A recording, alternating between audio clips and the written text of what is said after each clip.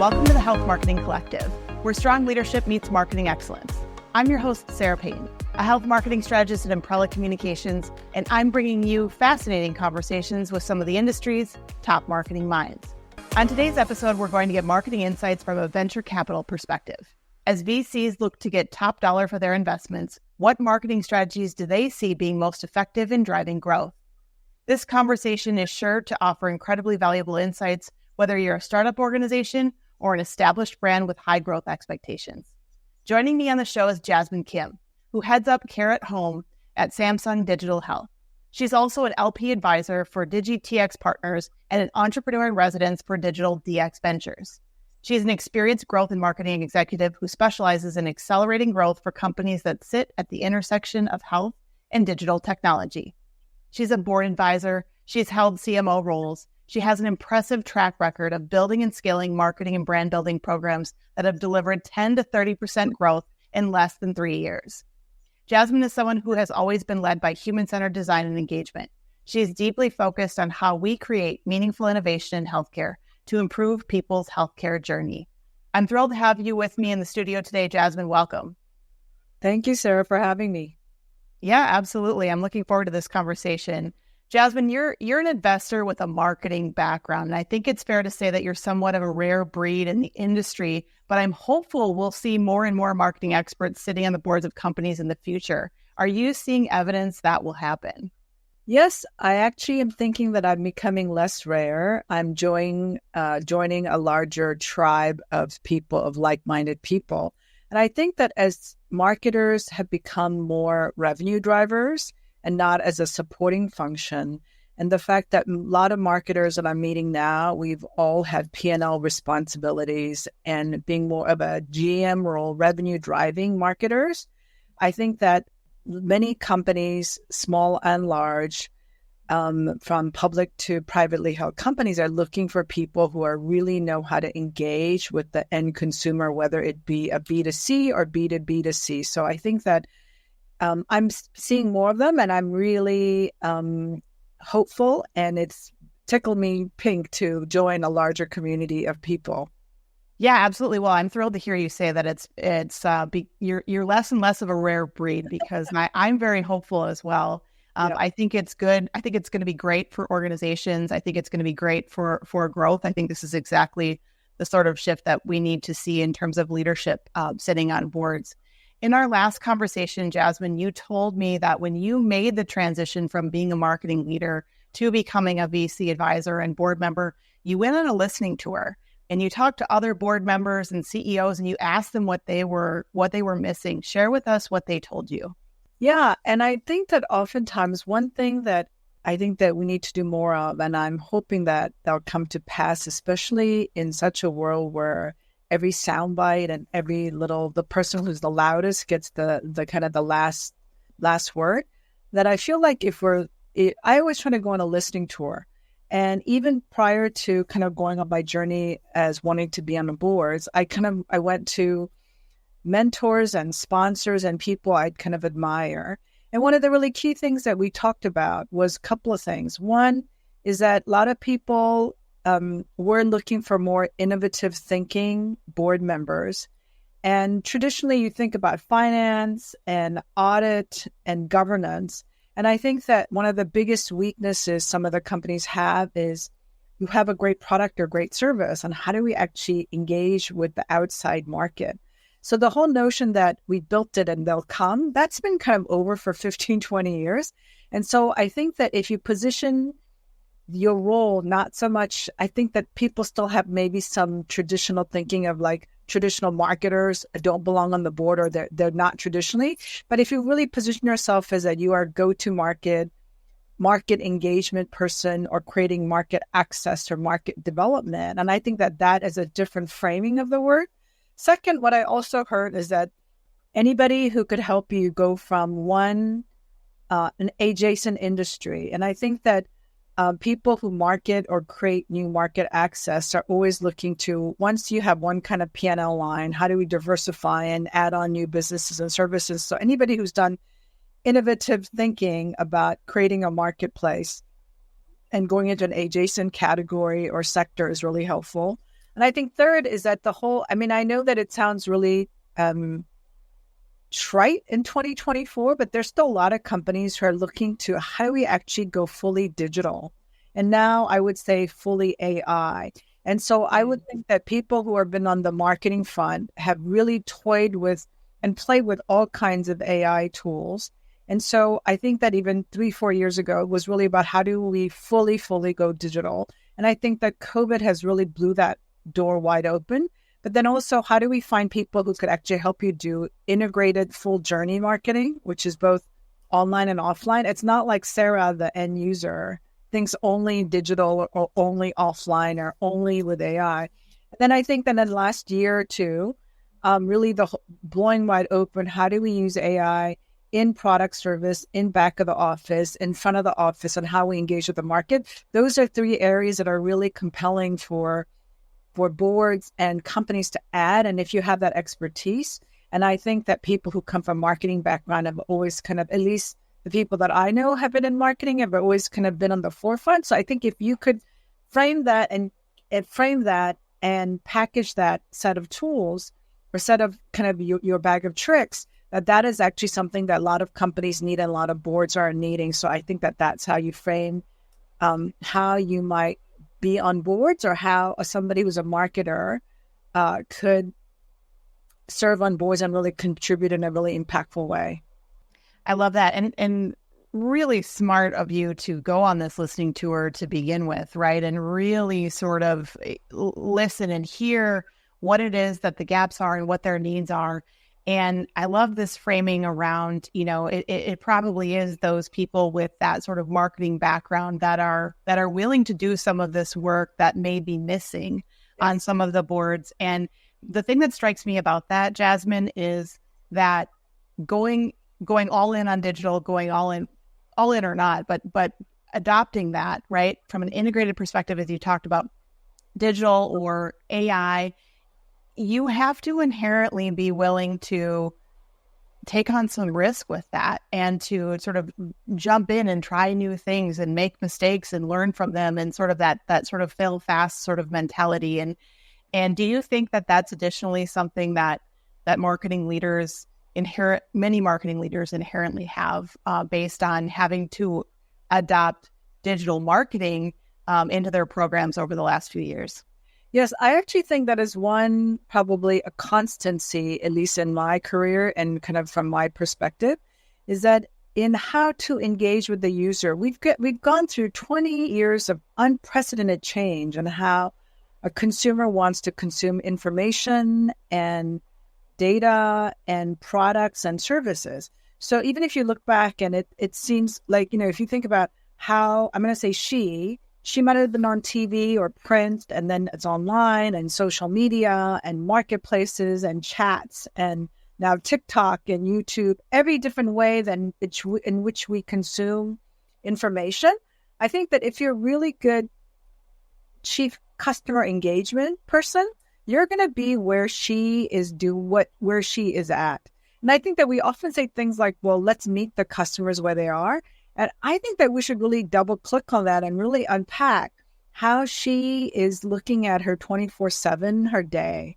Like typically one of the things that we said at Sutter, when I was at Sutter Health, is that even 10 years ago, people used to make a decision on like choosing a health service by 2 contact points. You might have seen them walking down in your neighborhood, that you saw a clinic, you saw a healthcare brand that you want to talk about, what you want to go consider. Or second, maybe your mother or somebody in your milieu recommended, so-and-so doctor or so-and-so clinic. Now, 15 years later, the data shows that it's average, 15 to 20 interactions. That Sarah, maybe in the morning, you as the consumer, Sarah, maybe I heard it on the podcast. Maybe I heard it on the radio. Maybe my neighbor mentioned it. Maybe I saw it on a billboard. Maybe I saw it in my TikTok. Maybe I heard it in a magazine article. And I think that all of those points of contact is going to make her consider or be aware of what you are doing, and then to really consider, and that's how much we need to cut through her reality so that she could actually really, really consider the consumption or the purchase of whatever the thing that you're trying to do. So I think it's it's paramount that we know where that person is and how to engage and how do you actually look at any new media or any new kind of technology that she is using to gather information to make decisions about her life. Yeah, and the other thing that strikes me about what you just said is that I think sometimes in marketing, we focus too much on middle of funnel or bottom of funnel. We focus on the conversion point. But what you're talking about is needing to have all of these touch points and exposure of your brand, really emphasizing the need on top of funnel strategies, right? Being in the right places, being, out there as a brand, to have that opportunity to have multiple touch points. Maybe even before someone's even, quote, looking to make a purchase, whatever kind of purchase that is, whether that's engaging in care or it's actually, buying a product.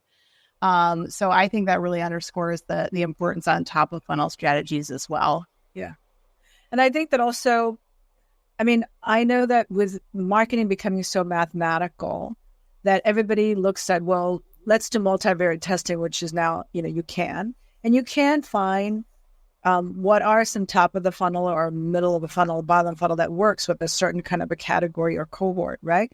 But you need to constantly mix it up because you don't want to take your most loyal users for granted either. Mm-hmm. And oftentimes, sometimes that your most loyal customers or users need to actually know something that's a really meta point about who you are. And then also at the bottom of the funnel. So I think that you have to have that constant mix. And I think that the reason I like to still think that I hope that marketing or go-to-market or engagement is art and science. We're human beings after all, and we're incredibly emotional. So yes, we have gotten lots of mathematical analytical tools, and I use them all the time. But at the end of the day, I think that anybody's read Daniel Kahneman, who he's just passed away, the famous, economist, actually psychologist, we make a lot of decisions on quote, gut instinct. Yes. Right? So it's rational. Human beings are not that rational. So sometimes I think that it's not then correct to always try to use only rational thinking mathematical models. And mathematical models, at the end of the day, we've actually set up those models and human beings set them up. So inherently, there are human biases built into every one of those. Yeah, I think you're right. That's great advice. Let's talk about the value of marketing from an investor perspective. I think the $1 million question most marketing leaders want to know is, do boards of directors believe in the value of marketing to support growth? What are your thoughts on that, Jasmine? I believe, and just by the discussions I've had in the past couple of years, that I think it is now paramount.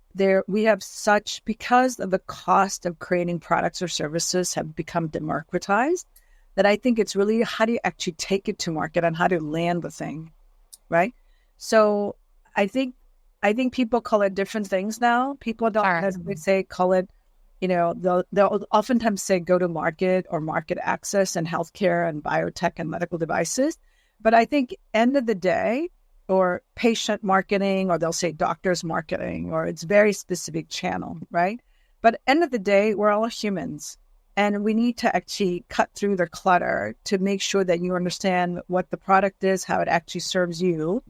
How do you get it? How do you use it? And what's the pricing point? So I think it's really important. And I also know that oftentimes, like when you look at a lot of the digital health apps that have been sold through the past 6-7 years to employers, well, they're finding out that the first phase is done, but nobody uses it at the other end. Because nobody thought about the fact that maybe the employer benefits people don't know how to market it to the actual employees who are consumers.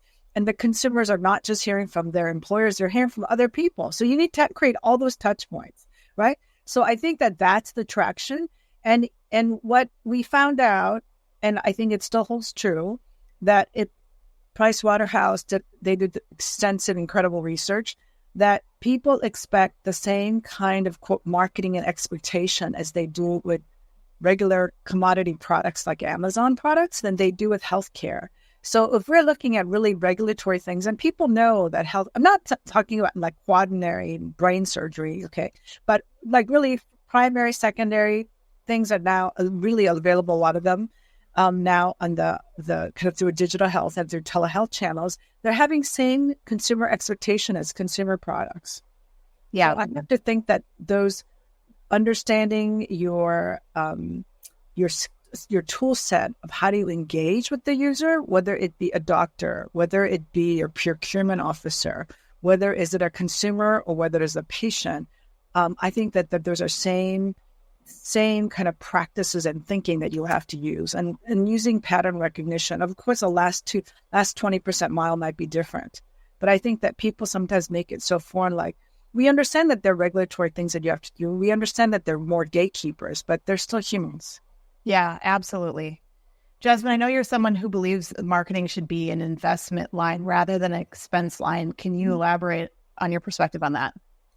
Yes, I think there is traditionally, and I was just having this discussion even with my current company, Samsung, there are some, especially a lot of legacy companies and older traditional companies, look at marketing as really just doing awareness, brand awareness, and maybe consideration. And then sales, which is like, how do you actually get them to compare and then to purchase and renew, was like allocated to sales. But I think that more and more in the digital space, and especially in kind of digital health where I'm in, I think that marketing and the full top of the funnel, middle of the funnel, bottom of the funnel, it's all the way down to the. So I always like say that marketing should, I do the kind of marketing that drive users and revenue. And if you do that, that's an investment. That has an ROI effect. That's not an expense line. It's one thing, and there's wonderful, amazing advertisers and marketers who do huge campaigns. But I think that today we have a lot of analytical tools that could give you attribution to how that pays out in immediately or down, 30 days or 60-day attribution. So I think it's really important to show ROI and to say how you are making investment in the future equity of the brand or equity of the company in which you're building, so that you drive users and revenue for the short term and for long term. And I think if you position it that way, then you're making an investment. It's not some cost that's like somehow evaporates with a beautiful campaign. Right. I think people get really focused on the beautiful campaign. I'm really focused on how does it land? Yeah. Yeah. And what does it take the end user, and what does it actually, and how does your product and services scale and accelerate because of all the different tool sets that you've used in a marketing tools, arsenal. 100%. What is the most common marketing advice that you give to your clients across the board? That's a good question. I think a couple things that I will always say. Number one, no matter how complicated something is, people generally really don't care how something is made. They care about how it's going to benefit them, how it's going to make their life easier, how that's going to solve their problem, or how it's going to enhance their thing that they're doing, or how it's going to accelerate their business. So really focus on the human and how it helps them, less on your own product and services. Of course, it's really important to say, I'm 156 megabytes and all the features, but turn it around and say, Sarah, you're going to get this because we spent the time doing AFib monitoring with these kind of diagnostic tools. Yes. It's yesterday. So that's one. Second thing I would say is that building a long-term business with a significant equity, which actually means dollar number when you're actually selling it, acquiring it, and transitioning it. A brand equity is not some like foo-foo that we create, that it really is a long-term customer journey, not a one-time transaction. I want to be with Sarah when she's not interested in my product, just to tell her to say, hi, Sarah. Yeah, but you get a lot more credit saying hi to Sarah when you're not selling something than when you do need something. Walk next to her as much as possible, your end user, and walk in her journey and constantly be in contact with her so that you make her be part of your brand community and have her be your advocate. End of the day, really, if your cost of, and so that's the second thing, is to really walk along your customer journey.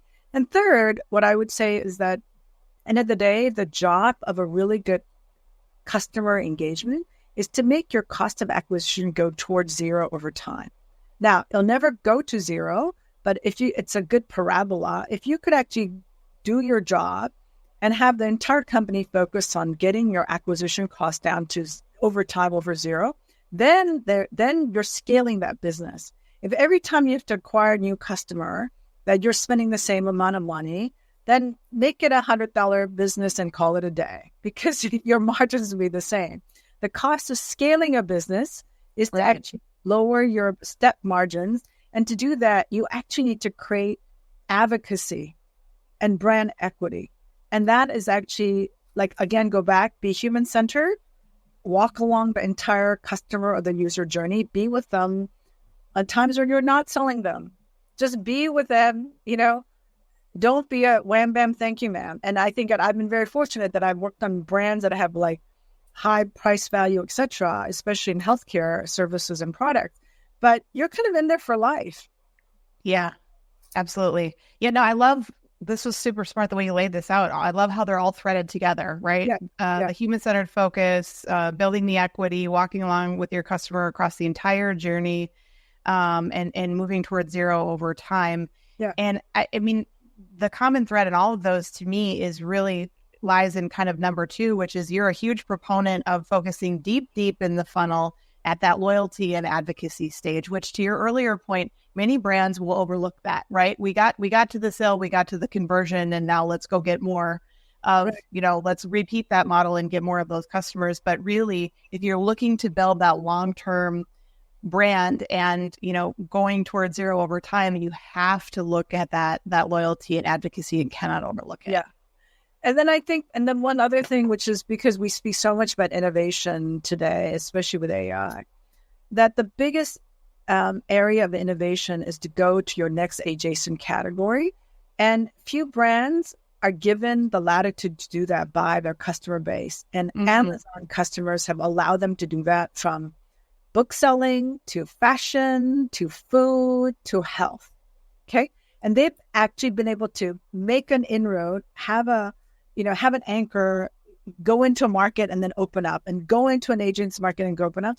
And that has allowed that company, that brand, to really expand and become ubiquitous and become part of every single minute of our lives.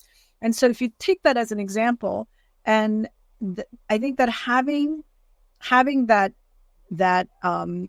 brand advocacy, and equity allows you to actually innovate and continue to diversify and scale your businesses into multiple adjacent categories.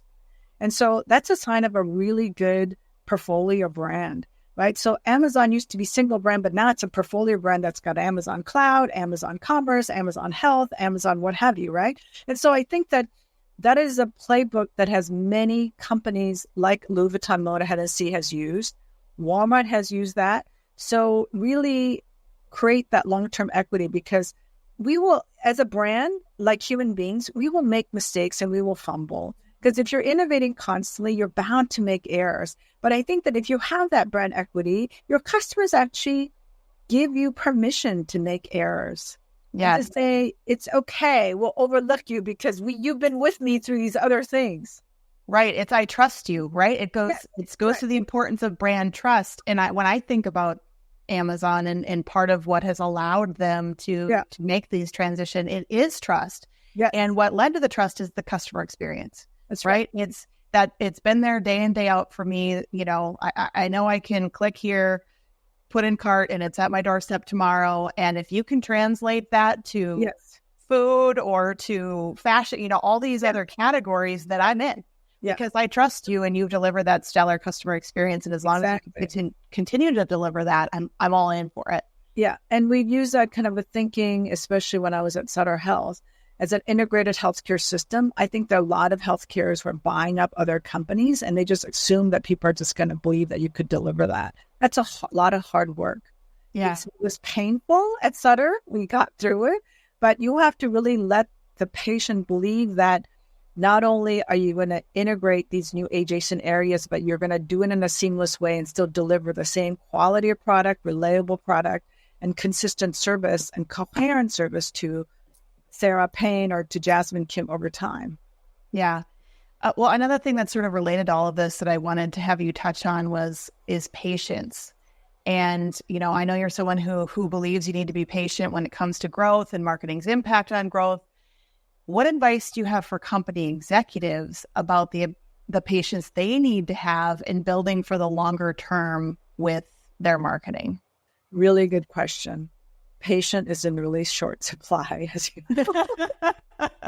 Unfortunately. Unfortunately, yeah. I always try to turn that conversation around to the board or to the investor, to the market, and said, what brand do you recall or do you remember top of your head that you've only dated once? I think it's just like human nature of like, if you think about, and all of us at a certain age are like, when was the last time I had multiple dates? But I think that it's like human nature. If you only meet somebody on Zoom, right, and you don't have human contact, okay, or the fact that you just traded names, but not three most important things that matter to you, or three adjectives, or had a meaningful conversation, the probability that you're going to recall that person when something comes up goes down proportionally, right? So why do we think that that's the same case of building a quote, a brand? A brand is not something that is out there talking at you. Brand is actually in your mind and it's mind space, okay? To cut through that. So a very interesting example that we did is, and this is, a really good analogy. I remember when, of course, your companies, each person who's working in a business that they think that Sarah, the consumer, is only thinking about our product 24/7. And when I was working at Baby Center at Johnson & Johnson, of course, it's a pregnant woman. So everybody said, when I said, how many minutes do you think she spends time on our site? And everybody's like, well, she's having a baby. It's the biggest important thing in her life, 20 minutes. And what it came down to was literally less than 2 minutes. And I then created a 24-hour calendar of what she goes through in a day. So I said, how lucky are we? They were totally disappointed that we only got less than 2 minutes. And I said, actually, how lucky and privileged we are that she even thinks of us for less than 2 minutes. Because really, she's pregnant. She's working. She's just trying to get through a subway to get to work in New York City. Get me out of the way. Get my shoes on, wash my hair, do grocery shopping. And are you kidding yourself that this is what? So I think to that day, and this goes back to patient, to do that, we kind of need to be there for more than a quarter on TikTok to actually cut through the clutter.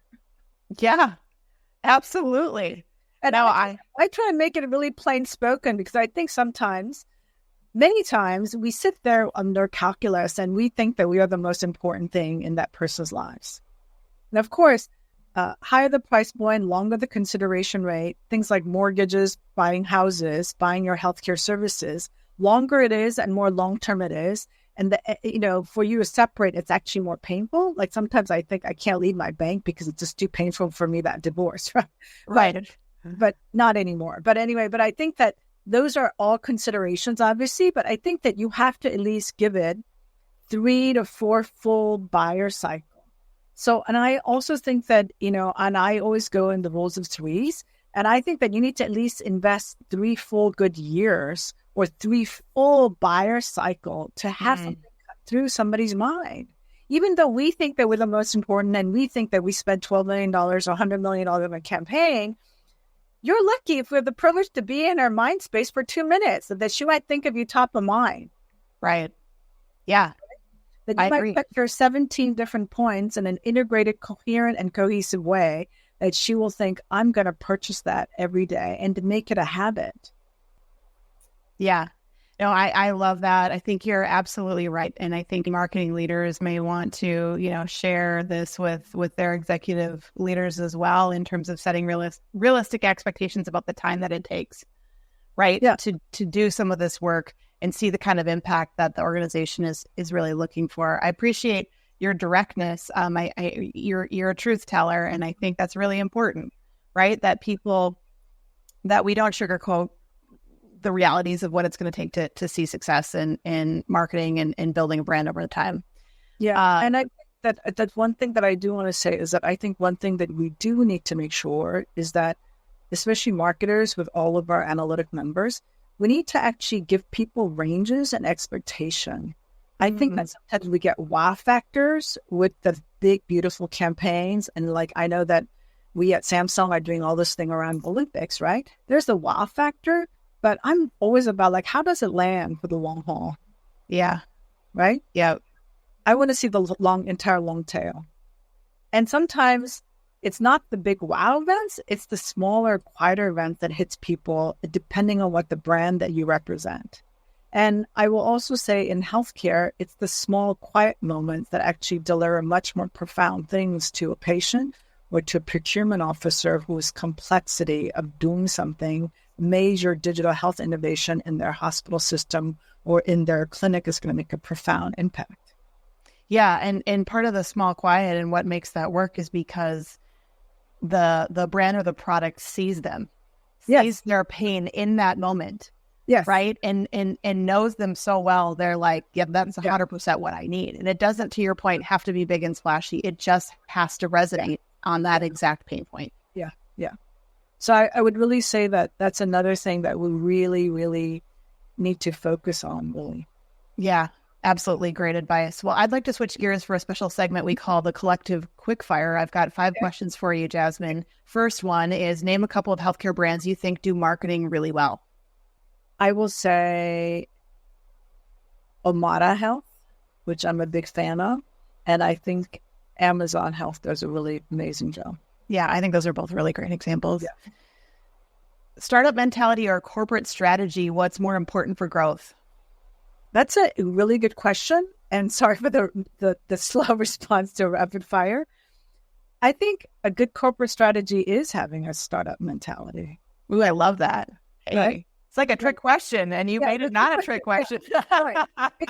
Because strategy is how to go about doing something. Strategy is the modus operandi. And if we set the notion that we're going to have a very entrepreneurial kind of environment or culture, whether you are an entrepreneur of a venture or you're a large company doing intrapreneurial work, I think that's really critical. I know when I say entrepreneurial, I mean like ability to fail fast, testing new things, going into adjacent area, taking information from any adjacent area to actually try something out, and really being agile and pivoting on a dime when you need to. Yeah. Yeah. Love that.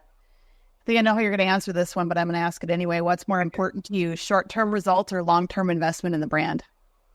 I always will say long-term, but I know that the reality is such that you need to do both of those things. And I was telling this to my daughter that the reason we call people who are executives is because there's a thing called executive function. The executive function is our human ability to manage day to day. Could I get food in today? Will I get water today? Also, how do I actually scale the long term so that my environment and place of living is sustainable and safe? So I think that is needed for any good marketer and any good executive working today. So I would say it's kind of, we got to do both at the same time. Yeah. I love that. What advice do you have to help marketing leaders become more decisive decision makers? Decisive decision maker, another really good question. I would say always look at what's the risk portfolio, what's the risks, and really, really assess what the real risks are.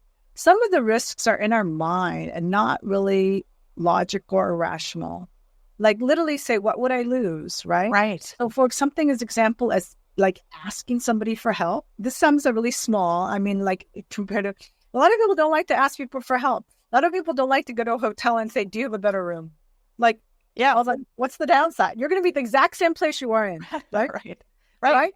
And so if you have a pretty good situation and like to do something, you know, and if you want to, like, I've done this in other places and most of the time I've landed in a good place and, you know, 1 or 2 times I've actually licked my wounds, but that goes par for the course.